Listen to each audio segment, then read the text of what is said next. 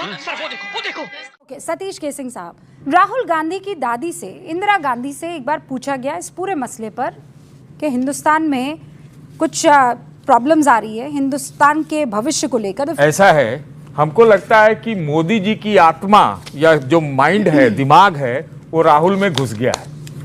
अच्छा। मोदी जी के 2009 से 2014 तक के मैं आपको 10 बयान दिखा सकता हूं जिसमें शर्म लगता है भारत में पैदा होने पर। देश में पॉलिसी पैरालिसिस है। देश की जो सरकार है वो क्या कर रही है, क्या कर रही है? ये देश की सरकार महंगाई बढ़ा रही है, रीढ़ की हड्डी नहीं है।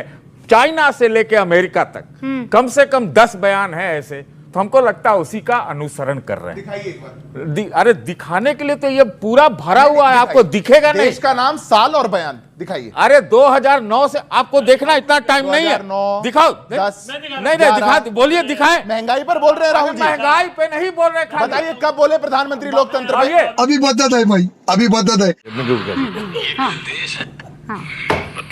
बीजिंग और सियोल में सुनिए ना सर, अरे सुन तो लीजिए ना। क्या हो गया अब? ऐसे तो डिबेट क्या होगा? वो प्रूफ देने क्या पाप किया था? हाँ सुनिए। हिंदुस्तान में पैदा, हिंदुस्तान में पैदा। आपको माफी मांगनी चाहिए सिद्धार्थ जी। आप पूछिए क्या पूछना, क्या क्या प्रश्न मैं है? ये कहना चाह रहा हूँ कि आपको ये पता होना चाहिए। एक तो ये है, अभी इसे तो बंद सुनो। रशिया में गए थे नरेंद्र मोदी जी, उसका बयान भी सुनाता हूं मित्रों। भारत में 2014 से पहले हिंदुस्तान में लोग हताशा और निराशा में जी रहे थे। एक बयान बीजिंग का बयान और सियोल का बयान।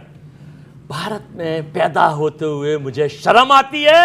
ये कोई देश है, ये कोई लोग है, ये कोई किस तरह से? तो ये प्रधानमंत्री के सरकार ये कोई सरकार है। प्रधानमंत्री के इस बयान पर आप माफी मांगेंगे? सरकार खराब है। आप माफी आप बोलिए मोदी खराब है, आप बोलिए सिद्धार्थ यादव खराब है, आप बोलिए भाजपा खराब है। बोलिए ना, भारत खराब है, लोकतंत्र खराब है, भारत का चुनाव आयोग खराब है, वो सब खराब है। अरे भाजपा को गाली बको, आप मुझे बको, गाली बको। मैं शहद सुनकर जाऊंगा यहाँ से बाहर। आप मुझे गाली दीजिए, मैं एक शब्द नहीं बोलूंगा, मैं सुन के जाऊंगा। मारो हमको, मारो हमको, जिंदा मत छोड़ो सालो। आपके लोकतंत्र को खतरे में कौन लाया? सतीश केसिंग साहब, सिद्धार्थ यादव ये बगल में बैठे हुए अजय जी। आपके बोलने के लोकतांत्रिक अधिकार को किसने छीना, मुझे ये बताइए। मैं ये सिर्फ कह रहा हूँ, राहुल गांधी ने बोगोटा में वोट चोरी की यात्रा नहीं निकाली है।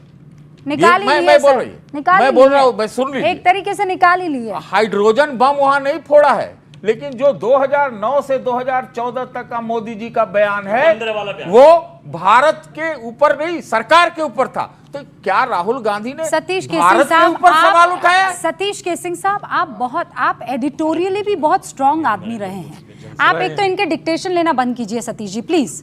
आप मेरी बात इनसे क्यों लूंगा डिक्टेशन? आप वो दे रहे हैं आपको, मैं अरे इनको तो मोहन भागवत ने जो कल कहा है उसका इल्म लेना चाहिए। कहा कि देश की विदेश नीति बदलो, देश की आर्थिक नीति बदलो। आप मुद्दे से कल बताया, फिर भटक गए आप मुद्दे से। तो छोड़ो ना राहुल का बयान, मोहन भागवत की तो सुनो। अरे मोहन भागवत की तो सुनो, रुकिए ना, मोहन भागवत की सुनो। सतीश केसिंग साहब, अब आपने सनी देओल की तरह हैंडपंप उखाड़ लिया हो तो मैं आपसे कायदे से बात कर लूं। बोल आप जिस तरीके से अभी, हाँ नहीं, मैं देश में गैर समानता बढ़ रही है, कल मोहन भागवत ने कहा। अरे क्या समानता? आप और मैं एक ही स्क्रीन पर साफ तौर पर नजर आ रहे हैं। कौन सी गैर समानता है, मुझे ये बताइए। हम लोग थोड़ी है वो समान में से। अब मुझे एक बात बता दीजिए ना, आप तो एडिटोरियली भी बहुत स्ट्रांग आदमी हैं।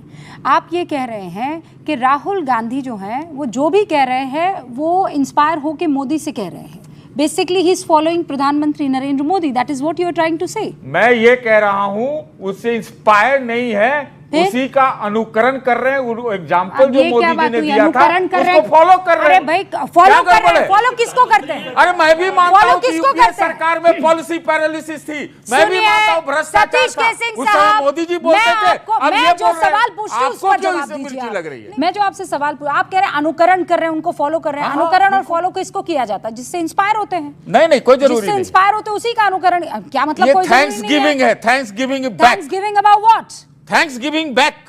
What is Thanksgiving? अरे रिटर्न गिफ्ट है ये। तो बात कीजिए। अरे रिटर्न गिफ्ट है मैडम, भी बोलेंगे मैडम ये रिटर्न गिफ्ट है। तू समझा? हाँ विदेश की धरती पर माननीय प्रधानमंत्री जी भी कह के आए थे, मोदी जी भी, कि पहले भारत में पैदा होने में भी शर्म आती थी, भारत ऐसा देश था। और पता नहीं और भी कई बयान उन्होंने दिए हैं। तो ये मैं इसे कतई इसे महत्व ही नहीं देता। हाँ, बोला क्या है, राहुल गांधी ने जो बातें बोली हैं वो बिल्कुल सही बोली हैं, एक एक बात से हम सहमत हैं। भारतीय जनता पार्टी के शासन में भारत में लोकतंत्र खतरे में है। भारत में माननीय मोदी जी की सरकार के कई ऐसे निर्णय सुप्रीम कोर्ट में जाके रुके हैं जिन पर विपक्ष लगातार उंगली उठा रहा था, विरोध कर रहा था, लेकिन सरकार सुनने को तैयार नहीं थी। लोकतंत्र का पिलर है कि नहीं है? मतलब जो 4 पिलर कहे जाते हैं, लोकतंत्र खतरे में कैसे आता है? राजकुमार भाटी जी, पहले मुझे ये समझाइए। जब मोदी जी इलेक्टोरल बॉन्ड लेकर आए थे तो तमाम विपक्ष ने और मीडिया ने भी, एक हिस्से को छोड़ दें मीडिया के को जो सरकार समर्थक है, तो निष्पक्ष मीडिया ने सवाल उठाए थे। अच्छा, वो आप तय करेंगे कि निष्पक्ष क्या है और जो है वो बायस कौन है, अनबायस कौन है? ये तो देखो अभी आपने कह दिया अब इस पे भी विश्लेषण, मैंने किसी का नाम तो लिया नहीं है। नहीं, नाम लेने की बात नहीं है राजकुमार भाटी जी। आप ये कहते हैं जो आपका पक्ष ले रहा है वो निष्पक्ष है और जो आपकी अच्छा चलो मैं इसे थोड़ा बदल के कहता हूँ, वो बायस्ड है। मैं थोड़ा बदल के कहता हूँ। विपक्ष ने और मीडिया के एक हिस्से ने सवाल उठाए थे कि ये इलेक्टोरल बॉन्ड सिस्टम ठीक नहीं है, इसमें न देने वाली पार्टी का नाम बताया जाएगा न लेने वाली पार्टी का नाम, इससे लोकतंत्र खत्म होगा, लोकतंत्र को खतरा होगा और इससे ब्लैक मनी बढ़ेगी। मोदी जी नहीं माने, जाके सुप्रीम कोर्ट ने उसे रद्द किया। अभी बिहार में SIR चल रहा है, ठीक है, तो जो विपक्ष की मांग थी कैसे आया? जो विपक्ष की मांग, कोर्ट ने क्या फैसला लिया था? लोकतंत्र खतरे में होता तो मोदी की बात मानी जाती है ना। लोकतंत्र खतरे में होता तो सारे जो आपकी संस्थाएं जिस पर आप लगातार आरोप लगाते रहते हैं वो तो कब्जे में आ गई होती ना। तो सुप्रीम कोर्ट ने क्या कहा? लोकतंत्र तब मजबूत होता जब विपक्ष की और जनता की भावना को सरकार स्वीकार कर लेती या संसद स्वीकार कर लेती और वहीं ये रुक जाता। जनता स्वीकार कर नहीं पा रही है, आप चाहते हैं कि मोदी जी तानाशाही पर अड़े रहे, मोदी जी तानाशाही पर अड़े रहे। दूसरा उदाहरण, 2-3 उदाहरण तो देने दें मुझे, एक मई समय खराब हो जाएगा। एक समय खराब, दूसरा उदाहरण दे दूं। पहले उदाहरण पर रुकते हैं। मैं, आप जानते हैं मैं लॉजिक पर बात करना पसंद करती हूँ।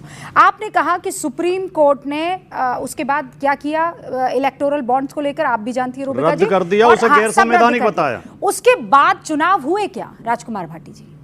हाँ कि ना? उसके बाद चुनाव हुए, वो बड़ा मुद्दा रहा होगा। चुनाव हुए, फिर चुनाव में जीता कौन? हारी भारतीय जनता पार्टी, 240 पे आ गई। नहीं, 303 से 240 पे आ गई। इसे हारना नहीं, 240 बहुमत नहीं है। सरकार किसकी है? तिकड़म से सरकार बना ली, जोड़ तोड़ से। किसकी है? जोड़ तोड़ से, तिकड़म से सरकार बना ली। ऐसी जोड़ तोड़ से तो आप लोगों ने बड़ी सरकार बनाई है। कंट्रोल। अरे आपने जो कहा था कि 4 पिलर होते हैं लोकतंत्र के, ये भी मान लिया, लेकिन सबसे ज्यादा जिम्मेदारी तो पहले पिलर की है। जो कार्यपालिका है, जो सरकार है, उसे भी तो जनभावना का ख्याल रखना चाहिए। और लोकतंत्र इसलिए भी खतरे में है कि देश के सबसे बड़े चैनल की सबसे अच्छी एंकर रूबिका लियाकत एक ऐसे संगठन का समर्थन कर रही हैं जिसका ना तो कोई रजिस्ट्रेशन है, ना कोई संविधान है, ना सदस्यता रजिस्टर है। भाटी जी, चूंकि आपका आरोप मेरी तरफ था तो मैं आपसे बस ये पूछना चाहती हूँ, तो फिर इंदिरा गांधी भी लोकतंत्र की हत्यारी हो गई होंगी क्योंकि उन्होंने वीर सावरकर पर डाक टिकट जारी की।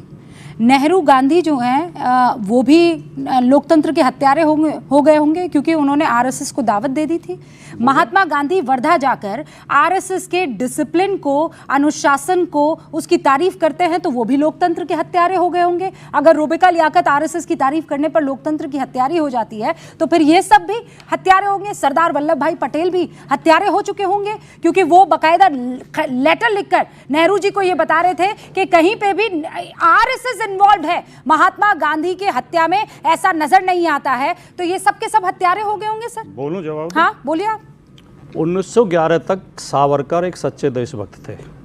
सावरकर ने 1857 संग्राम पे एक पुस्तक लिखी और उसमें हिंदू मुस्लिम एकता के प्रबल समर्थक थे।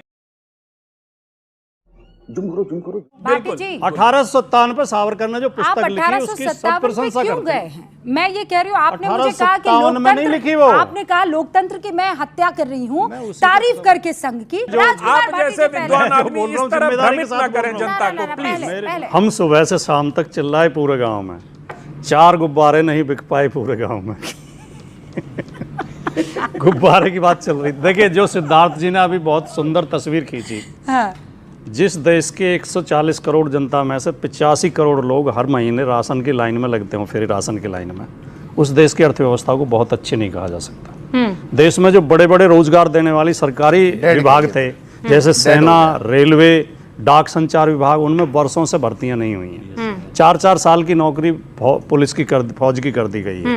देश का कर्जा लगातार बढ़ता जा रहा है, देश में बेरोजगारी लगातार बढ़ती जा रही है, रुपए की कीमत लगातार घटती जा रही है, पेट्रोल डीजल के दाम लगातार बढ़ते जा रहे हैं। राहुल जी क्यों ये नहीं बोल रहे हैं? तस्वीर बहुत अच्छी तस्वीर नहीं है। क्यों बोल रहे हैं? अच्छा, मुझे आदम जी की पंक्तियां याद आती हैं कि 100 में 70 आदमी फिलहाल जब नासाद है, दिल पे रख के हाथ कहिए देश क्या आजाद है, और कोठियों से मुल्क के मेयार को मत आंकिए, असली हिंदुस्तान तो फुटपाथ पे आबाद है। क्या बात है सर, क्या बात है सर। अगर असली हिंदुस्तान देखना है तो गरीब लोगों से जाके बात करो। लिखा आपके लिए लिखा, वो शेर सुना रहे हैं। अरे शेर ही आपके लिए लिखा था, चलो आपसे प्रभावित होकर लिखा था। हमारा आप अलग है क्या? आप भी इंडियन हो, हम भी इंडियन हैं, हम सब के लिए लिखा था, हम सब भारतीय हैं। जब चुनाव थे तो क्या कह रहे थे, मित्रों मुजरा करा देंगे, भारतीय महिला आपका मंगलसूत्र छीन लेंगे। ये भाषा प्रधानमंत्री के मुंह से अच्छी लगती है? ये भाषा प्रधानमंत्री के मुंह से अच्छी लगती है? आप कह रहे हैं कि लोकतंत्र यहाँ पर नहीं है, हमको बोलने नहीं दिया जा रहा। आपको जितना बोलना था, जितना कड़वा कटु जैसा भी बोल सकते थे, आपने बोल दिया, और किसी ने आपका गला नहीं पकड़ा, किसी ने आपका गला नहीं पकड़ा, किसी ने आपको जेल में बंद नहीं किया है। अजय जी रुकिए, अब कोलंबिया में जाकर एलओपी क्या कहना चाह रहे हैं? ओ कोलंबिया वासियों, आओ जरा मेरे देश के लोकतंत्र को बचाओ। कोलंबिया वाले आकर बचाएंगे? अरे आपको सदन में जो बोलना है बोलिए, आपको यहाँ सड़क पर आंदोलन करना है कीजिए, बाहर जाकर क्या हिंदुस्तान की आप बुराई कर रहे हैं? थोड़ा तो कैरेक्टर स्ट्रॉन्ग होना चाहिए ना इस मसले को लेकर।